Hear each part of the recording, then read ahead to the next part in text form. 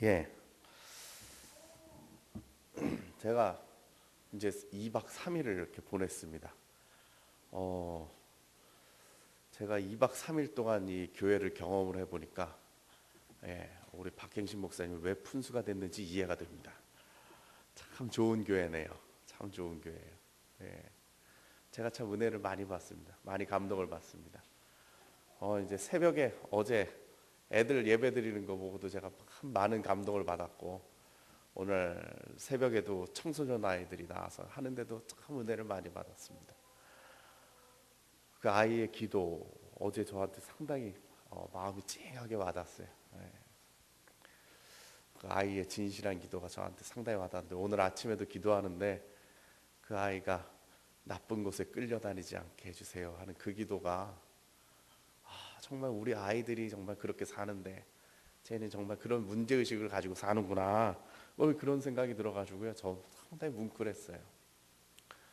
그리고 이제 함께 말씀을 나눌 수 있고 대화를 나눌 수 있는 여러분들과 이야기를 나누면서, 또 목사님 목회에 대한 비전을 듣고 우리 교회가 어떻다라고 이야기하시는, 2박 3일을 하셔도 부족하신 것 같아요. 제가 많은 감동을 받고 갑니다.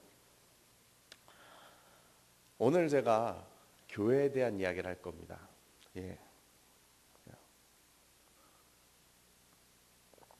지금 제가 앉아서 기도를 하는데 이렇게 마음에 감동이 생겨가지고 찔끔찔끔했더니 지금 목소리가 떨려서 원래 농담을 하고 시작하려고 그랬는데 농담을 못 하겠어요. 그래도 할까요?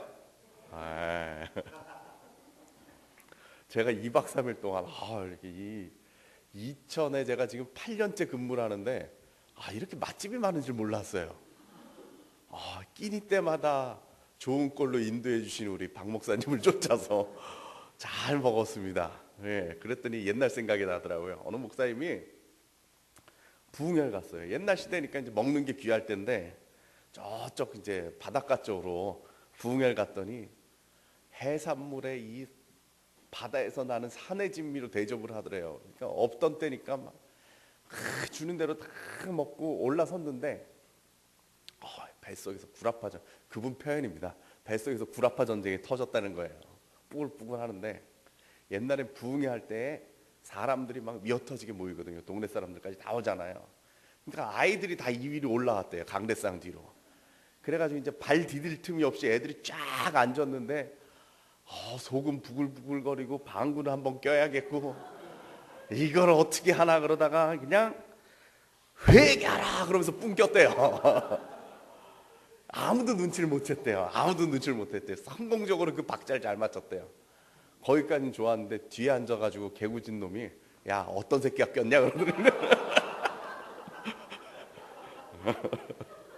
소린 막았는데 이 냄새 때문에 그랬답니다. 이 뒤에 없는 게 얼마나 감사한지 지금 속은 좋습니다. 오늘 교회에 대한 이야기를 할 겁니다. 첫날 제가 여러분 개인에 대한 이야기를 했습니다. 그렇죠? 위로, 우리 하나님께서 아버지가 돼서 탕자와 같이 그 험한 나그네 길을 걸어오는 우리들을 이렇게 안아주신다는 얘기를 제가 한 거예요. 두 번째는 뭘 얘기를 했느냐면 역사에 대한 얘기를 했습니다. 교회가, 우리가 어떠한 의식, 역사의식을 가지고, 민족의식을 가지고, 사회의식을 가지고, 교회의식을 가지고 어떻게 살아야 되는가, 역사의식에 대한 이야기를 했는데, 오늘은 교회에 대한 이야기로 제가 마무리를 할 겁니다. 요즘 저는 한국 교회를 보면은 참 마음이 아픕니다. 저는 교회 얘기할 때마다 참 가슴이 떨려요. 2007년도, 2008년도입니다. 2008년도에 제가 기운실에서 사역을 하고 있는데요. 자원봉사죠. 사역을 하고 있는데 교회의 사회적 신뢰도 조사라는 것을 실시했습니다. 그랬는데 한국 교회를 신뢰하십니까? 이렇게 물어봤더니 18.4%가 신뢰한다 이렇게 표현을 했습니다. 그 당시에 상당히 큰 충격을 받았죠. 18.4%라니. 한국 교회를 신뢰한다는 사람들이 18.4%밖에 안 된단 말인가 충격을 받았습니다. 그 당시에 인구 센서스, 인구 주택 조사라고 그러죠. 그 조사를 한 결과가 뭐냐면 기독교인은 몇 프로냐면 18.3%입니다. 그러면 한국 교회를 안 나오는, 교회를 안 다니는 사람들 중에 한국 교회를 신뢰한다라고 그렇게 말한 사람이 어느 정도 되는 거예요? 그냥 산술적으로만 생각을 해보면 0.1%예요. 이게 한국 교회의 현실이에요. 근데 제가 그 설문조사 결과를 놓고 분석을 하면서 제가 중요하게 타겟을 잡고 이야기한 부분이 있습니다. 지금 한국교회를 신뢰한다고 대답한 사람이 18.4%밖에 안 돼. 여기에 흥분할 때가 아니다.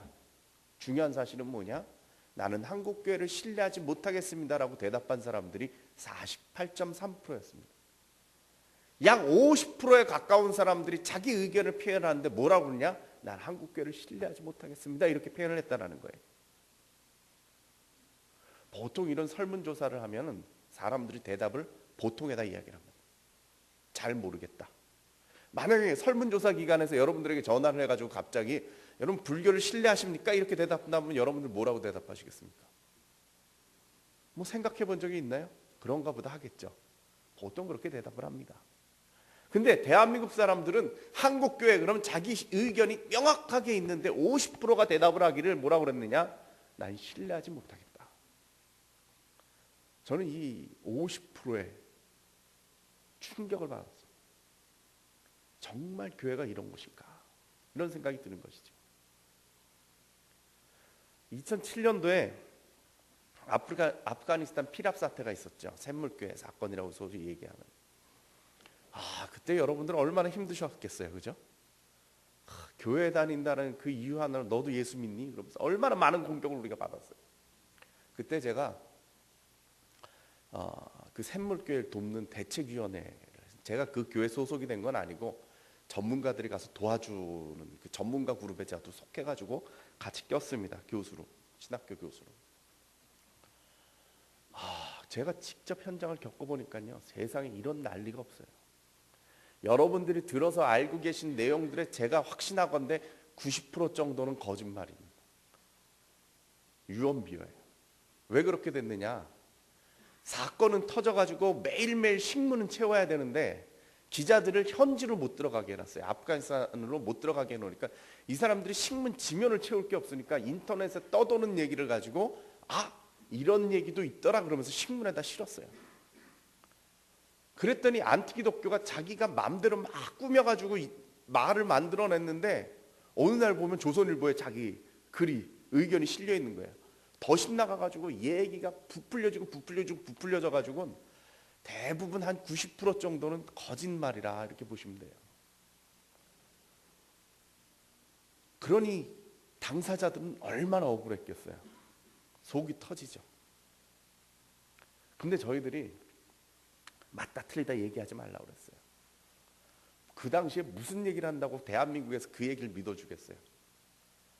안티기독교들이 더 난리칠 것 같으니까 조용히 하시라고, 참으시라고. 근데 어느 날 터졌어요. 그게 장로님들이 보자고 그랬습니다.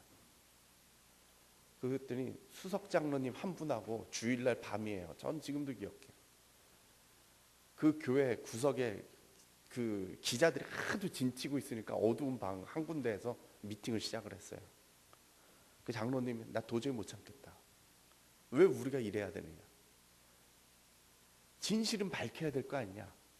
근데 진실을 밝히면 뭐예요? 그걸 진실이라고 믿어주는 사람이 없는데 참으시라고.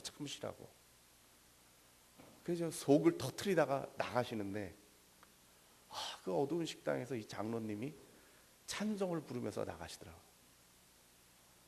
그걸 보고 제가 참 그 장로님 존경하게 됐어요. 저 상황에서 찬송을 부르면서 나갈 수 있다. 저게 참 샘물교회의 힘이구나. 그때 제가 뭘 느꼈느냐 하면 참 그렇게 된 일은 안타깝지만 그래도 샘물교회가 당해서 다행이다. 다른 데였으면 감당하지 못했을 텐데 그런 생각이 들었었어요. 근데 안티기독교가 하도 난리를 치니까 그 대책위원 쪽으로 누가 한 명 나와서 안티기독교랑 대담을 해보면 어떻겠느냐. 어떤 기독교 언론사에서 제안이 들어왔어요. 누가 나갈 것이냐. 따져보는데 아무도 안 나갈 거 아닙니까? 제가 나갔어요. 제가 왜 나갔겠습니까? 제가 성격이 착하거든요. 떠밀려서 나갔어요. 떠밀려서. 네, 착하게 생겼잖아요. 그래서 떠밀려서 나갔어요. 그날이 어떤 날이냐면 사건이 대충 종료가 되고 배영규 목사님 장례식이 있던 날이었어요. 그날 장례식을 치르고 오전에 치르고서는 오후에 여의도의 그 언론사에 가가지고 대담을 시작하려고 그러는데 딱 가서 봤더니요, 상대방 그 안티기독교 그 청년이 들어오는데 내가 괜히 나왔구나 싶더라고. 아이디가 뭐냐면 사신이에요. 죽음의 신이에요. 아이디가 사신이에요. 직업이 뭐냐면 이종격투기 선수요. 그 순간 내가 이건 잘못 나왔다. 근데 그날 얘기를 하는데요, 그 친구가 내가 지금 장례식에서 끝나고 올라온 걸 뻔히 아는데 그 친구가 뭐라고 그러냐면요, 23명 중에 2명만 죽은 게 안타깝다는 거예요. 23명 다 죽었어야 되는데 21명이 왜 살아 돌아오느냐, 그 사람들이 나라에다 얼마나 큰 피해를 입혔는데 어떻게 살아 돌아올 수가 있느냐, 그런 얘기를 하더라고.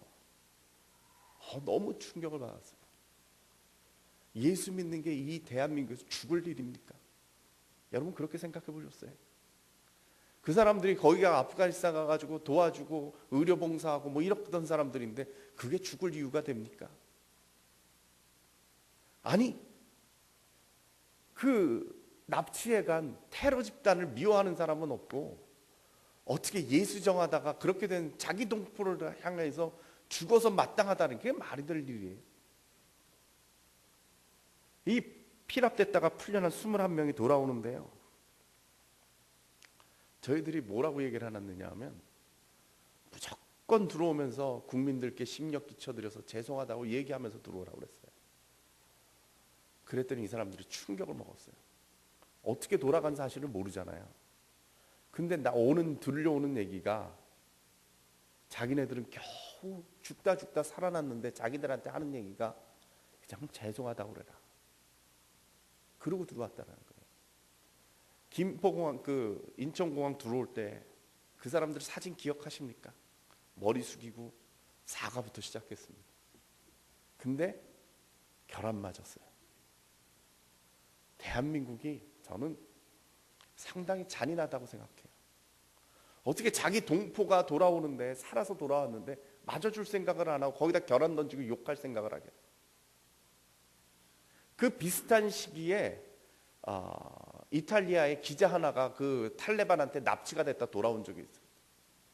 그 기자는요, 공항에 전세기로 내렸어요. 그리고 그 목에 그 화환을 걸어주고 온 국민이 축제를 벌였어요. 우리 국민이 돌아왔다고 축제를 벌였어요. 근데 21명이 살아서 돌아왔는데 대한민국은 거기다 죽으라고 했어요.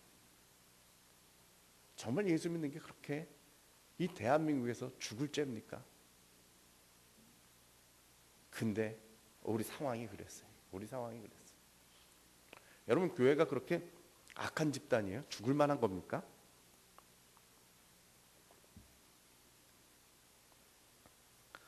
저는 그렇게 안 봐요. 우리나라의 대표적인 구호단체들 있죠? 굿네이버스. 여기도 전에 찬양 콘서트 하셨죠? 굿네이버스 있죠. 월드비전, 그 다음에 헤비타트, 국제기아대책본부, 컴패션, 다 기독교 단체들이에요. 우리나라에서 대표적인 구호단체들은 다 기독교에서 시작했습니다. 기독교가 그런 일에 앞장서서 도와줄 줄 아는 거거든요. 또 다른 예를 들어볼까요? 전철에서 거지들 만나면 되게 찬송가 부릅니다. 그랬더니 어떤 사람이 그러더라고요. 예수 믿는 사람들은 거지가 많아요, 그러더라고요. 절대 아니에요. 그분들이 예수를 믿는지 어쩐지 난 모르겠는데 제가 생각하기는 그냥 영업 전략이에요. 불경 외우는 것보다 찬송가 부르는 게 훨씬 수입이 많으니까 그거 하시는 거죠. 그걸 무슨 예수를 믿는지 안 믿는지 그걸 어떻게 알아요? 그 사람들이 왜 그래요? 그래도 예수 믿는 사람들이 주머니 열어가지고 돈 줄 아는 사람들이라. 그래서 그런 것이죠. 저는요, 또 다른 통계를 보니까요, 세계 구호, 민간 구호 차원에서 하는 게요. 그 민간 구호, 국가에서 하는 거 민간 구호에서 한 차원이 60% 이상 기독교가 합니다. 대북 지원도 50% 이상 기독교가 합니다. 장기 기직은 누가 제일 많이 해요? 기독교가 역시 제일 많이 합니다. 근데 참 제가 생각할 때 이 기독교가 바보 같아요. 할 건 다 하면서 혼자 욕은 다 먹고 있어요. 한번 세상에 나가가지고 물어보세요. 장기 기증 누가 제일 많이 해요? 그러면 천주교가 제일 많이 한다고 대답할 거예요. 미미합니다. 기독교가 훨씬 많이 합니다. 근데요, 우리는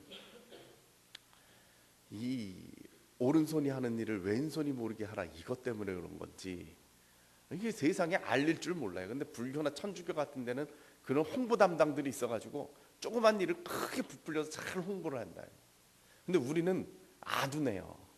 바보 같아요. 저는 기자들하고 자주 만나는데 기자들 하는 얘기가 뭐냐면 도대체 기독교는 어디 가서 물어봐야 될지를 모르겠다는 거죠. 뭐 잘못된 일은 신문통에서 잘 나오는데 좋은 일 했다라는 건 자기가 물어볼 데가 없다라는 거예요. 그러다 보니까 교회가 이기적인 집단으로만 비춰져요. 남들 돕지 않는 지들끼리만 잘 먹고 잘 사는 동네로 자꾸 비춰진다는 거죠. 저는 참 안타깝다 이렇게 생각을 합니다. 자, 그러면 교회는 뭡니까? 교회는 뭐 여러분 기본적으로 많이 들으셨을 거예요. 건물이 교회는 아니에요. 물론 현대교회 갑시다 그러면 택시 타면 이쪽으로 오겠죠. 그러나 현대교회가 이 건물은 아니에요. 뭐예요? 우리 믿는 자들의 공동체라는 거예요. 믿는 자들의 공동체. 자, 여러분들이 사도신경을 외웁니다. 거룩한 교회야. 요즘 바뀌어서 거룩한 본교회와 그 다음 얘기가 뭐죠? 성도의 교제라는 말이 나옵니다. 이게 바로 교회라는 거예요. 이 교제라는 말이 그리스어로 뭐냐 하면은 코이노니아예요. 코이노니아라는 거예요. 그리스어로 그 원래 그 사도신경이 지어졌던 그리스어로 하면 뭐냐면 코이노니아 하기온, 거룩한 자들의 교제다. 저는 표현이 잘못됐고 공동체라는 말이 맞습니다. 거룩한 자들의 공동체가 바로 교회예요. 근데 우리나라 그 번역 중에 참 별로 안 좋은 번역이 뭐냐면 이 코이노니아, 저는 그렇게 생각해요. 그 뜻을 다 못 담아요. 보통 우리가 교제라고 번역을 하잖아요, 그죠? 코이노니아를 다 교제라고 번역을 해요. 우리 어렸을 때에 어려서부터 교회 다니신 분들은 알 거예요. 이 오락 시간을 갖다가 좀 있어 보이게 얘기할 때 코이노니아 시간을 가집시다 이랬어요. 노는 거, 이게 코이노니아인 줄 알아요. 거기다 또 교제 그러면은요, 우리나라는 이 교제에 대해서 좀 안 좋은 뜻이 있지 않습니까? 뭐 원조 교제부터 시작을 해가지고 이성 교제, 그 다음에 뭐 이렇게 뭐 뒤에서 돈 주고 이럴 때 교제한다 이런 말 많이 쓰잖아요. 저는 이게 좀 번역이 좀 안 좋은 것 같아요. 원래 코이노니아라는 뜻은요, 연합한다, 함께한다, 이게 더 강한 뜻이에요. 물론 교제라는 말도 쓰지만 가장 중요한 것은 공동체라는 뜻입니다. 바울 선생님에게 있어서 이 교제라는 의미는 상당히 큰 의미가 있어요. 우리가 빌레몬서에도 너희들의 교제를 통해서 선을 알게 하겠다, 그 공동체라는 말이에요. 교제라는 말이 아니고 교회라는 공동체를 통해서 선을 알게 하겠다라는 것이거든요. 바울 선생님은 이야기하기를 뭐라고 그러냐, 내가 그리스도의 고난에 동참하겠다 할 때 나를 써요. 그때 그 동참한다라는 말이 뭐냐? 코이노니아. 그 말은 뭐냐? 내가 그리스도와 하나가 되겠다라는 뜻이에요. 어떻게? 바울 선생님은 그리스도를 만나본 적도 없어요. 음성만 들었잖아요. 근데 어떻게 하나가 돼요? 신비함. 이게 또 다른 뜻이에요. 시크릿이 아니고 미스테리입니다. 신비함. 인간의 상식으로는 내가 그리스도와 하나가 될 수가 없지만은 하나님의 능력 안에서, 하나님이 주시는 그 신비함 안에서 내가 그리스도와 하나가 된다. 그걸 코이노니아라고 그래요. 아주 깊은 영적인 뜻이 있는 그런 단어예요. 이게 그리스어로 코이노니아고요. 라틴어로 뭐라고 그러냐? 코미니오라고 합니다. 커뮤니티라는 말 들어보셨죠? 공동체라는 말이 여기서 나온 거예요. 라틴어 코미니오에서 나온 말이에요. 그 코이노니아라는 단어를 라틴어로 번역을 하면 코미니오입니다. 커뮤니티라는 말의 그 뜻이 라틴어의 어원을 따져서 보면 뭐냐면 컴이라고 하는 것은 함께 한다라는 뜻이에요. 영어에서 왜 컴자 들어가는 건 뭐 컴패니언, 커뮤니케이션 뭐 다 이게 함께 한다라는 뜻이죠. 함께 유니티 하나가 된다라는 거예요. 공동체라는 것은 코이노니아라고 하는 것은 커뮤니어라는 것은 함께 하나가 된다. 그게 공동체죠. 그래서 라틴어로 성찬식을 뭐라고 그러냐면 커뮤니어라고 그럽니다. 밥 먹는 일, 성찬이란 뜻이 아니고 커뮤니어, 공동체가 되는 일을 라틴어로 성찬식이라고 이름을 붙인 거죠. 왜? 아까 말씀드린 대로 내가 주의 살과 피를 먹고 마심으로 말미암아 내가 그리스도의 고난에 동참함이 되고 코이노니아가 되고 동시에 내가 그리스도와 하나가 된다. 거기서 끝나는 것이 아니고 내가 그리스도의 살과 피를 먹고 마심으로 말미암아 함께 먹고 마신 우리의 형제 자매들과 내가 하나가 된다는 뜻이에요. 성찬식은 아주 깊은 의미가 있어요. 내가 그리스도와 하나가 되고 형제 자매와 하나가 되는 일이다. 공동체는 바로 이와 같이 믿는 사람들이 거룩하게 믿음으로 말미암아 거룩하게 된 자들이 하나의 코이노니아를 이루는 것이 바로 공동체예요. 이 교회라는 개념을 우리들은 사도신경을 통해서 매번 고백하고 있는 거예요. 그걸 통해서 내 형제 자매들과 함께 한 몸을 이룬 교회가 된다, 이런 뜻이죠. 그래서 교회라고 하는 것은 그리스도의 핏값을 주고 산 우리 성도들의 모임입니다. 한 사람 한 사람을 그리스도께서 자신의 핏값을 주고 거룩한 그 값을 치르고 하나씩 살려낸 그 사람들 하나하나가 모여서 하나의 공동체를 이룬다. 근데요, 바울 선생님한테서 아주 특별한, 바울 사도에게 특별한 것이 있는데 뭐냐? 교회는 몸이라고 하는 겁니다. 이 공동체라는 개념을 갖다가 코이노니아라는 개념을 바울 선생님이 뭐라고 그랬냐? 우리는 한 몸이다. 오늘 우리가 읽은 본문에서도 마찬가지 그리스도가 머리가 되는 하나의 몸을 우리가 이루고 있다, 이런 뜻이죠. 그래서 우리들은 공동체가 살아있는 겁니다. 살아있는 한 몸이 된 게 우리 공동체라는 뜻이죠. 여러분 주변을 보십시오. 살아있는 하나의 지체들이 보이십니까? 우리들은 한 몸을 이룬 각자의 지체들입니다. 근데요, 이 한국 사람들은요, 공동체 그러면요, 이 집단 의식에서 못 벗어나요. 한국 사람들은 다 필요 없어요. 네가 남이가 이거 하나면 다 통하는 거라. 그저 뭉쳐만 있으면 뭐가 되는 거예요. 예비군 군복만 입으면 개인은 없어지고 그냥 다 함께 뭐가 되잖아요, 그죠? 공동체 의식이 갑자기 뭐가, 그건 집단이지 공동체라고 할 수가 없어요. 살아있지가 않잖아요. 제가 유럽에 있으면서요,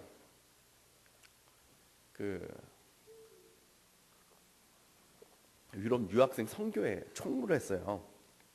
그럼 저희들끼리 모여가지고 이제 얘기를 하면은 유학생들 이제 아르바이트 한 얘기를 해요. 이게 주로 뭘 하느냐 하면 이제 그 관광 가이드들 많이 해요. 관광 가이드를 많이 하는데 이제 여러분들도 이제 올해 이제 유럽 가신다며요. 유럽 가시면 아침을 제일 잘 먹는 나라는 독일이에요. 아침형 인간들입니다. 게르만 민족들은 아침을 잘 먹어요. 근데 점심은 따뜻한 음식으로 잘 먹습니다. 그리고 저녁 때는 그냥 말라비틀어진 빵 한 조각 먹고 끝납니다. 그래서 사람들이 얘기할 때 독일 사람들은 아침은 황제같이, 점심은 왕같이, 저녁은 거지같이 먹는다 그래요. 네. 그래서 근데 이 라틴 민족들은 거꾸로입니다.